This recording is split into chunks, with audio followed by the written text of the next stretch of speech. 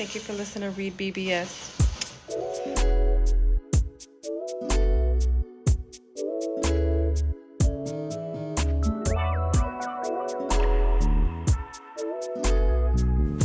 REED-BBS, BBS. We're almost halfway through what's been a banner year in 2023.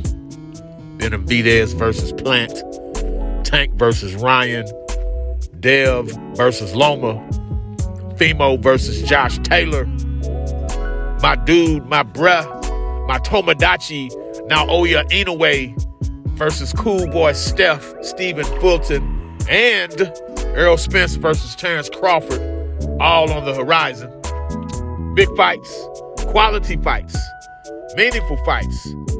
But the best fight that I've seen thus far, to this point of 2023, was JAIME Munguia versus Sergey Derevyanchenko, which was buried behind a paywall on DAZN, while you, I, and the rest of the majority of the boxing world peeped the Femo Josh Taylor card on ESPN. But yeah, Munguia Derevyanchenko, been meaning to speak on this, give this fight its flowers. It was back and forth, momentum shifting, a fan-friendly affair. In fact, let me lace you up with the notes I took watching the fight itself. Round one, furious exchange, both men rocked. Munguia got worst of it. Round two, Derevyanchenko hurt, back to ropes with a left hook. Derevyanchenko's leg shaky, but he stands ground and fights back. Eats a three-piece combo, lands a big right. Round three, Derevyanchenko hurts Munguia. Second half of round.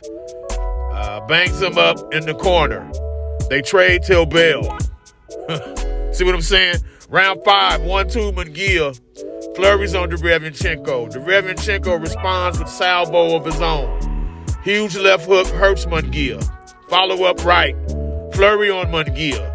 Munguia eating shots, not punching back. Munguia finally responds. Eats more leather, flush leather in the process. Munguia glassy-eyed as fuck. Those are the notes just after the first 5 rounds. Let me see what else I got. Right hand over top of jab by Derevyanchenko. Jab from Munguia.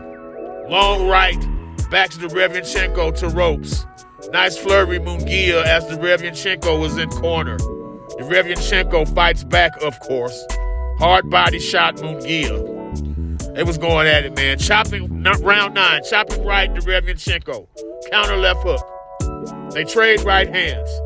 Munguia retreats.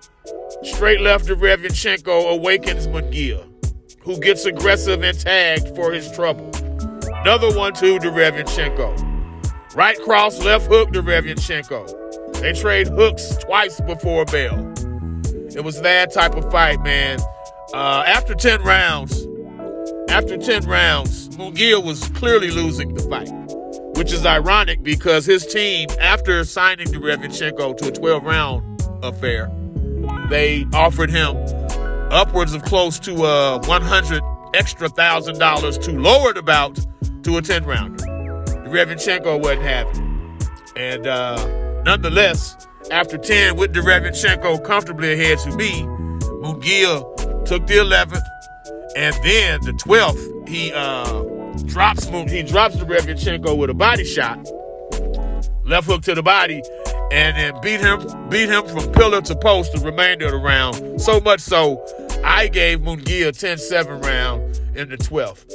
Now, scorecards were 115, 112, and 114, 113, two times.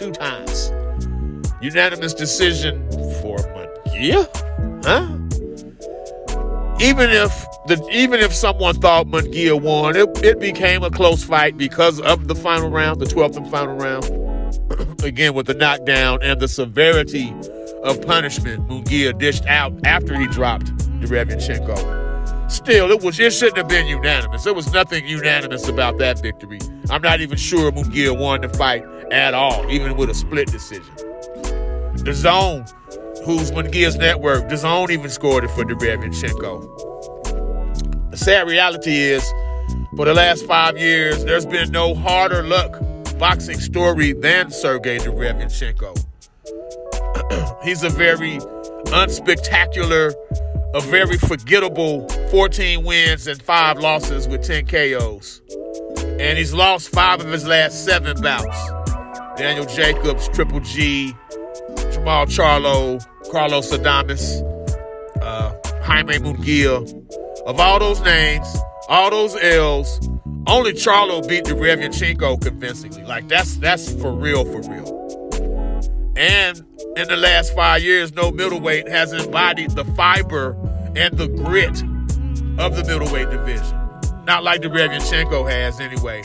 I mean, my man got dropped to a knee, like I said, by the same shot Tank caught Ryan with. I'm just saying. Only Derevyanchenko got up. Now, what's next for Derevyanchenko? I hate to say it, but probably more of this. He'll be used as an opponent for someone, and he'll do just enough to lose to the house fighter. Derevyanchenko's always the B-side. He's always going to fight hard. You're not just going to dominate him. I don't give a fuck. You're not going to do that, but he'll do just enough to probably leave it to where the judges can take it from him, sadly. Jaime Munguia, since bursting onto the scene in 2018 with his KO of Saddam Ali, who it turns out was just too small for that weight class. Jaime's given us not much to be enthusiastic about. There was the Dennis Hogan fight a year after Saddam Ali, which I thought Dennis Hogan beat Munguia. I still think that. From there was some mediocre type fighters sprinkled in. He then fought Gabe Rosado November 13th of 2021. I give him credit for that because I thought Munguia would lose to Rosado, just being blunt. And I know full well who Rosado is. Rosado is a professional opponent. Tough guy, and I didn't think Munguia would beat him, so I had to give him props for that. But on the flip side, this dude was Charlo's mandatory for 2 fucking years and never exercised his mandatory. For as unspectacular as Derevyanchenko's record is, Jaime Munguia sitting at 42-0, 33 KOs. I mean, the numbers look impressive, but the performances versus the best guys within those 42 wins, not so much, sir. Now, Jaime did show hard, though. He gutted out the last 2 rounds, like I said, and he dropped Derevyanchenko in the last round, whooped that ass the remainder of that last round, 10-7 style, like I said. It was a low-key, low-budget, poor man's Julio Cesar Chavez versus Meldrick Taylor moment. Almost. And Chavez was in the building rooting Munguia on. So that was good to see. But my man had the audacity, the unmitigated gall, to mention the name David Benavidez. He said he's moving up to 68. Yeah, your big ass should have been there. But Benavidez, yeah, okay, Jaime. Okay, Munguia, we'll leave it at that. REED-BBS. Blackbird Sugar, Bachelor's in Boxing Studies. Television, Fred Sanford of the Fistic Arts. When all is said and done, there's nothing left to say or do.